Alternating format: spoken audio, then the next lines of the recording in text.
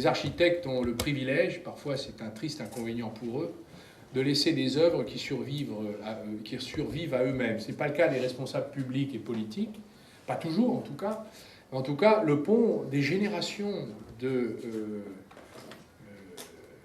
citoyens de nos deux territoires vont l'emprunter pendant des décennies, peut-être des siècles, parce qu'il est très solide, n'est-ce pas?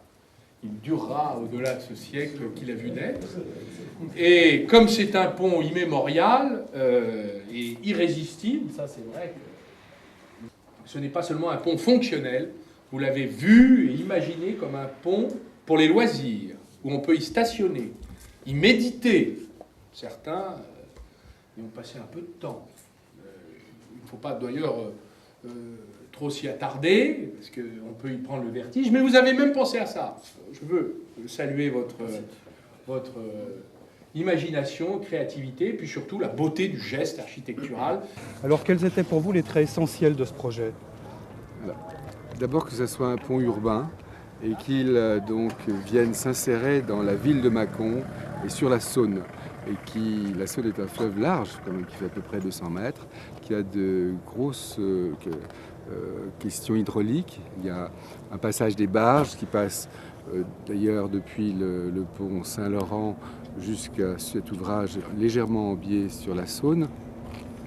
Et donc l'une des idées, c'était à la fois d'assurer une nouvelle fonction de franchissement, de passage, de respecter les barges et de respecter le trafic des péniches et bateaux, et aussi de venir s'insérer, c'est-à-dire pour que le public, de façon urbaine, c'est-à-dire urbanité, de manière aimable, dans une ville. Que ça ne soit pas un ouvrage, disons, hétérogène.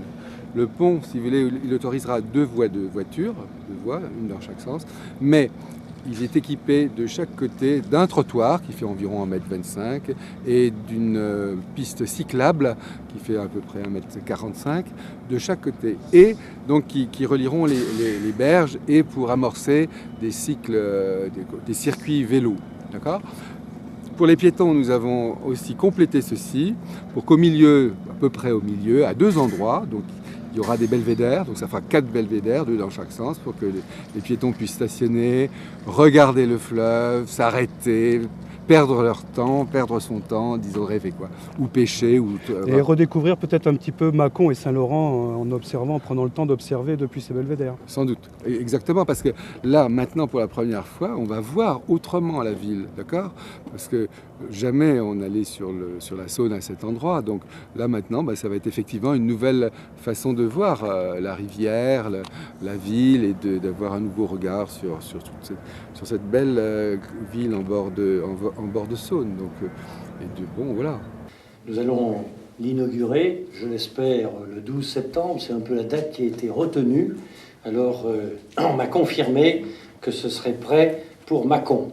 Alors, comme il y a eu beaucoup de choses qui ont été dites par rapport aux difficultés de Mâcon, ils ont été en difficulté par rapport à une entreprise qui était publique, nationale et qui est devenue privée, et c'est encore bien plus compliqué. Enfin, je crois que les problèmes sont réglés aujourd'hui et qu'ils vont mettre les bouchées doubles pour que cette inauguration puisse se dérouler dans les meilleures conditions, puisque le pont, on ne peut quand même pas le laisser comme ça, sans l'utiliser trop longtemps. D'autant que Mâcon, qui avait qu'un pont, on peut le dire, va se retrouver avec 5 ponts.